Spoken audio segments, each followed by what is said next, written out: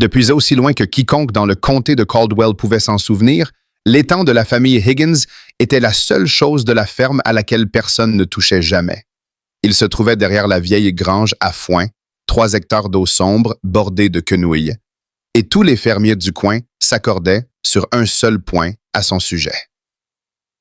On ne touche pas à un bon étang.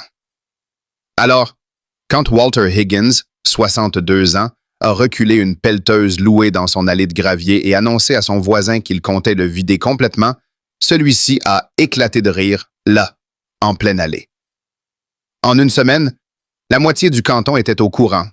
Des hommes qui n'avaient pas adressé la parole à Walter depuis des années avaient soudain un avis sur la question. Au magasin d'alimentation, au restaurant de la Route 9, dans les camionnettes arrêtées au croisement, la question revenait toujours. Walter Higgins avait-il finalement perdu la tête? Walter ne disait rien. Il laissait tourner la pelleteuse. 3 semaines après le début du vidage, alors que le niveau d'eau baissait de quelques centimètres par jour, quelque chose a commencé à émerger de la boue exposée. Personne ne pouvait l'expliquer. Walter non plus ne l'expliquait pas. Il continuait simplement à travailler, aussi calme que d'habitude, pendant que tout le canton se demandait ce qu'il avait bien pu voir dans cet étang que personne d'autre n'avait remarqué. Que savait-il que tous les autres avaient manqué? Si vous avez déjà été moqué pour avoir cru en quelque chose que les autres ne pouvaient pas voir, abonnez-vous à la chaîne et mettez un like à cette vidéo. Dites-nous d'où vous nous regardez dans les commentaires. Maintenant, découvrons ce qui est arrivé quand un fermier a ignoré la foule et fait confiance à son instinct. Walter Higgins n'était pas homme à se disputer. En 62 ans, il s'était bâti une réputation fondée sur l'exact contraire. Il écoutait, il observait, et quand il finissait par parler, les gens avaient une tendance à tendre l'oreille. Il avait cultivé les mêmes 45 hectares toute sa vie d'adulte, la même terre que son grand-père Earl avait défrichée à la main dans les années 1930. Et pendant tout ce temps, Walter avait développé une règle discrète et inébranlable. Avant de changer quoi que ce soit, il faut d'abord l'étudier. Pendant près de 10 ans, il avait observé l'étang. Les voisins pensaient simplement qu'il aimait y pêcher. En réalité, Walter avait passé ses années à remarquer des choses qui ne collaient pas. Le niveau de l'eau montait et descendait selon un rythme qui n'avait rien à voir avec les précipitations. Lors d'un mois d'août sec, quand tous les autres étangs du comté perdaient 60 cm, le sien bougeait à peine. Lors d'un printemps pluvieux, quand les fossés débordaient partout ailleurs, son étang se vidait presque aussi vite qu'il se remplissait. Il avait commencé à tenir un petit carnet dans sa poche de chemise, notant les dates, les niveaux d'eau et cette étrange bande d'herbe qui poussait toujours plus vite dans le coin nord-est de l'étang, même par temps de gel.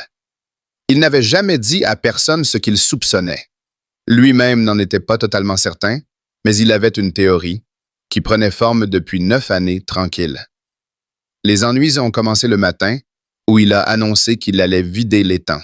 « Tu es en train de tuer un étang parfaitement bon », avait dit Dale Petrie, qui cultivait le quart de section voisin et connaissait Walter depuis l'école primaire. « C'est de l'eau que tu regretteras d'ici juillet. » Au restaurant de la Route 9, des hommes qui connaissaient à peine Walter donnaient leur avis, comme s'ils avaient été personnellement offensés. Quelqu'un a dit qu'il gaspillait le seul coin de baignade qui restait aux petits-enfants du canton. Un autre a dit qu'un homme de son âge ne devrait pas manier de l'équipement lourd seul, sans personne à proximité. Un troisième, mi-blague, mi-sérieux, a dit que Walter avait probablement fini par craquer après avoir perdu sa femme 2 hivers plus tôt et que quelqu'un devrait aller vérifier comment il allait.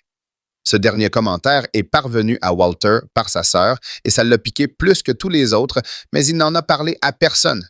Il hochait simplement la tête quand on abordait le sujet directement, disait « c'est possible » et retournait au travail.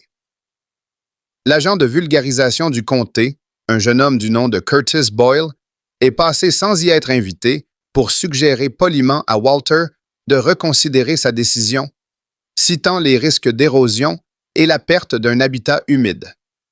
Walter lui a offert un café, a écouté toute son exposé debout dans sa propre allée, l'a remercié d'être passé, puis est remonté dans la pelleteuse dès que le camion de Curtis a repris la route du comté. Ce qu'aucun d'eux ne savait, c'est que Walter avait passé l'hiver précédent à sortir de vieux dossiers d'une boîte en carton dans son grenier, les dossiers d'Earl remontant à avant même la naissance de Walter.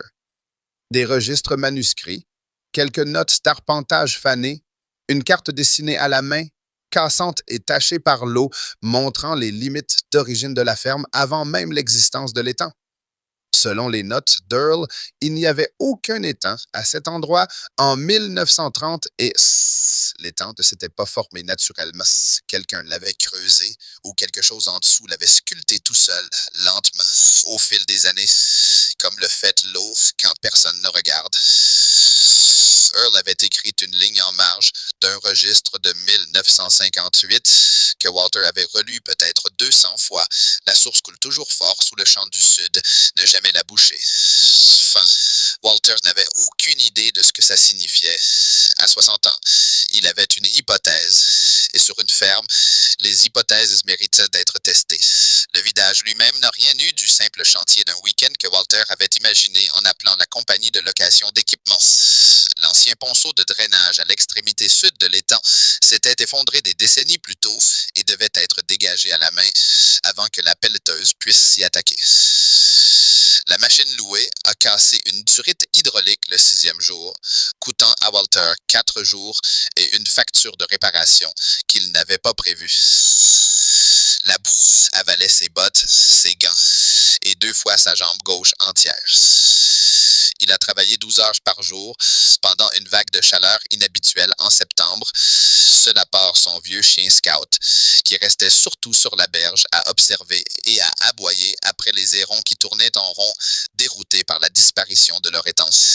Et pendant tout ce temps, les gens continuaient à passer lentement en voiture, juste pour regarder. C'est dans la 2e semaine, alors que l'eau était descendue à hauteur de genoux et que les quenouilles s'effondraient dans la boue, qu'est apparue la première chose étrange. Une plaque de gravier près du centre de l'étang.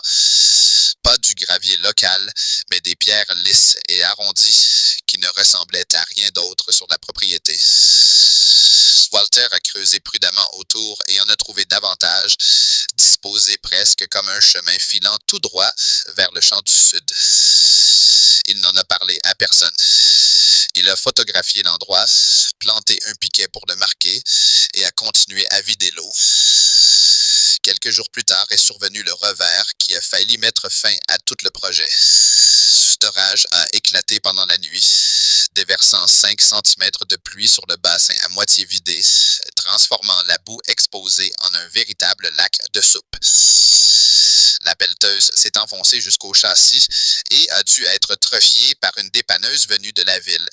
Un spectacle qui a attiré les foules et donné aux sceptiques du grain à moudre pour une semaine de plus. Pire encore, le neveu de Walter, Robbie, qui l'aidait les week-ends, a commencé à douter ouvertement du projet. Oncle Walt, je t'aime, mais je pense qu'on devrait reboucher avant l'hiver, a dit Rusby un soir, regardant le cratère bourreux et dévasté qui avait autrefois été un étang. Ça ne prend pas une bonne tournure. Walter était presque d'accord avec lui. Debout dans le bassin ravagé, la boue jusqu'aux chevilles, la facture d'équipement qui grimpait, tout le comté persuadé qu'il avait finalement perdu la raison, il aurait été facile d'abandonner. Il ne l'a pas fait. Il est retourné au grenier ce soir-là et a relu une fois de plus la ligne d'Earl. Ne jamais la boucher. Puis il est retourné au travail le lendemain matin. Une fois la boue suffisamment raffermie pour reprendre le travail, une deuxième découverte a redonné à Walter un premier vrai éclair de confiance après des semaines difficiles. Une section de tuyaux de drainage en argile cuite à la main, du type que les fermiers posaient eux-mêmes au début des années 1900, suivant le bord et du bassin en une ligne parfaitement droite qui ne correspondait à aucun relevé moderne. Quelqu'un, des décennies avant même la naissance de Walter, s'était donné beaucoup de mal pour gérer l'eau à cet endroit précis. Ce n'était pas le comportement d'un homme aux prises avec une simple dépression de terrain ordinaire. Le chemin de gravier, une fois entièrement dégagé, menait à quelque chose que Robbie a failli percuter en trébuchant. Une section de pierre ancienne, taillée à la main, assemblée sans mortier, formant un bassin rectangulaire peu profond, pas plus grand qu'une table de cuisine. Ça ne ressemblait à aucun équipement agricole. Ça ressemblait plutôt, si l'on devait le comparer à quelque chose, à un ancien puits construit à la main, comme on le faisait avant l'apparition du forage mécanique. La nouvelle s'est répandue rapidement. Dès le week-end suivant, Dale Petrie lui-même est venu voir la découverte, plus du tout moqueur, simplement curieux. Puis est venue la découverte qui a tout changé. 3 jours après avoir mis au jour le bassin de pierre, Walter a remarqué que l'eau continuait d'y monter, alors même que le reste du lit de l'étang était complètement à sec sous le soleil de septembre.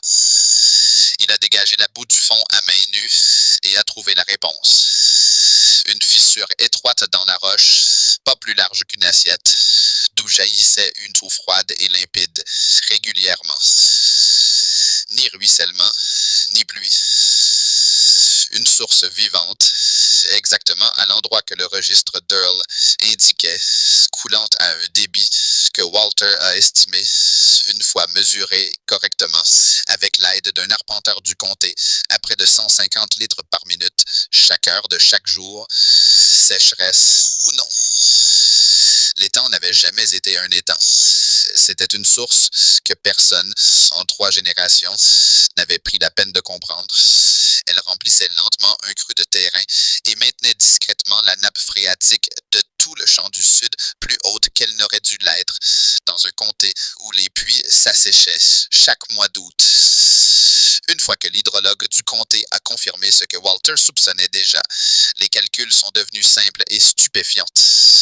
Correctement canalisée, cette source pouvait irriguer 16 hectares sans qu'une seule pompe de puits ne tourne, quelle que soit la sécheresse observée dans la région au cours des 60 dernières années. Le même champ que tout le monde pensait sacrifier pour rien était sur le point de devenir la terre agricole la plus fiable et la moins coûteuse du canton. Dès le printemps suivant, cette terre produisait la meilleure récolte de maïs que Walter ait vue depuis 10 ans, arrosée gratuitement par une source qui ne s'arrêtait jamais de couler. La valeur des terrains de ce côté du comté a grimpé une fois la nouvelle répandue. L'agent de vulgarisation, venu autrefois mettre Walter en garde, est revenu avec un étudiant diplômé pour étudier l'hydrologie de la source et a admis, un peu penaud, qu'il avait eu tort de croire que l'étang valait plus intact que ce qui se cachait dessous. Dale Petrie, le premier homme à avoir ri dans l'allée de Walter, a été le premier à demander si Walter accepterait de parcourir ses propres terres avec lui pour voir s'il n'avait pas quelque chose de semblable caché sous son pâturage bas. Walter a accepté sans hésiter. Il a arpenté la propriété de Dale pendant 2 après-midi sans rien demander en retour, lui montrant les mêmes signes discrets que personne d'autre ne pensait à chercher. Des zones d'herbe qui restaient vertes trop longtemps, du givre qui fondait de façon irrégulière, un coin bas où le bétail se rassemblait toujours en toute. Ils ont trouvé une source plus petite sur les terres de Dale, moins d'1 mois. Walter n'a jamais reparlé du commentaire sur sa santé mentale et Dale ne l'a jamais évoqué non plus. Certaines choses n'ont pas besoin d'être dites une fois que le travail parle de lui-même. D'autres voisins ont commencé à venir aussi, non plus pour observer par curiosité moqueuse, mais pour poser des questions. Que fallait-il surveiller? Que signifiaient réellement les motifs de givre? Walters répondait à chacun avec la même patience qu'il avait montrée aux sceptiques, sauf que désormais les gens tendaient de l'oreille au lieu de rire. 5 ans plus tard, cette conversation dans l'allée de Walter est devenue une petite légende locale, le genre d'histoire que les fermiers racontent aux nouveaux arrivants, moitié blague, moitié conseil. Walter, maintenant âgé de 67, marche encore la plupart des matins dans le champ alimenté par la source, avec le successeur de Scout à ses côtés, et la plupart des automnes, il accueille une poignée de jeunes fermiers, Robbie inclus, désormais totalement convaincus et gérant lui-même le calendrier d'irrigation qui veulent apprendre ce qu'un vieux carnet et 9 années d'observation tranquille peuvent enseigner, mieux qu'aucun rapport d'ingénierie ne pourrait le faire. L'automne dernier, Shelby a emmené sa fille de 10 et Walter l'a surprise accroupie au bord du champ, en train d'observer une bande d'herbe qui semblait pousser plus vite que le reste, demandant à son père pourquoi. Walter ne raconte pas cette histoire comme celle d'un homme qui avait raison. Il la raconte comme celle de l'attention portée aux choses. La Terre essayait de dire quelque chose depuis 3 générations, et rien ne parlait plus fort qu'une bande d'herbe qui refusait de cesser de pousser.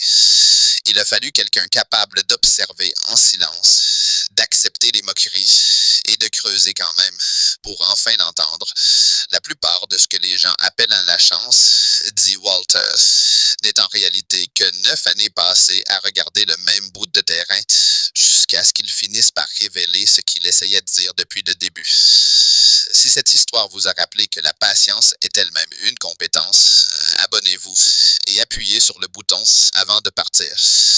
Laissez un commentaire pour nous raconter un moment où vous avez fait confiance à votre propre observation plutôt qu'à l'avis de tout le monde. On se retrouve dans la prochaine histoire.